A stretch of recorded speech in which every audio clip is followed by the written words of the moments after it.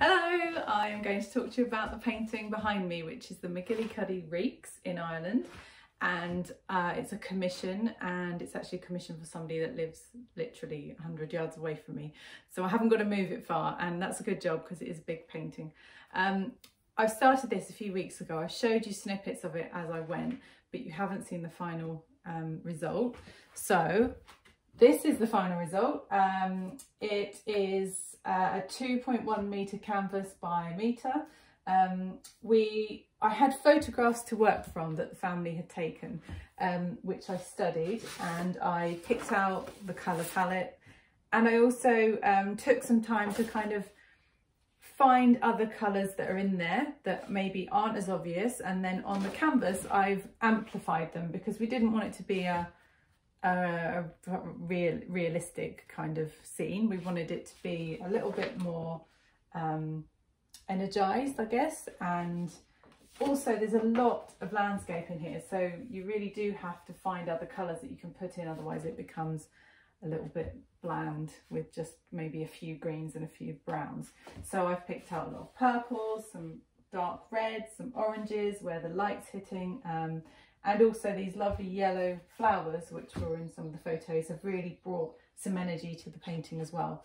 And then obviously you've got the blue of the sky and the water, but I try to differentiate the two. So we've got a slightly more purple toned blue here, and then a slightly more yellowy, aqua-y toned blue in the sky.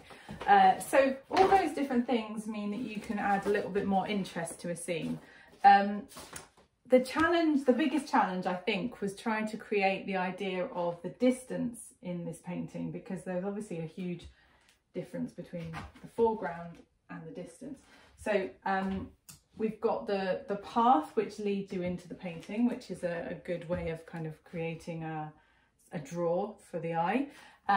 We've also got, as I said, the flowers in the foreground, which are more in focus, so they're kind of the nearest point to you as a viewer. And then you've got this large distance you're covering, and to get the idea of these mountains being so far away, I've kind of hazed out a lot of this background, and then kind of brought it more and more into focus as we come to the foreground. And that's just a tactic you can use to create that space, I guess. It's been, yeah, I've really loved doing this, and I'm really pleased with the results. It's a bit different from some of the stuff I do, but obviously commissions are more specific. I've got my kind of signature fluffy clouds going on.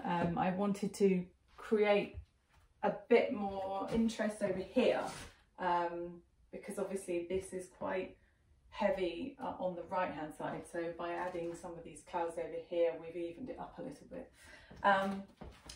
But yeah, that's about it, I think. I will show you the end results. I'm just about to varnish it, and I'm going to varnish it with a satin varnish because I don't want to change the finish too much, because I don't want to glot it up too much, so I'm going to use a satin varnish.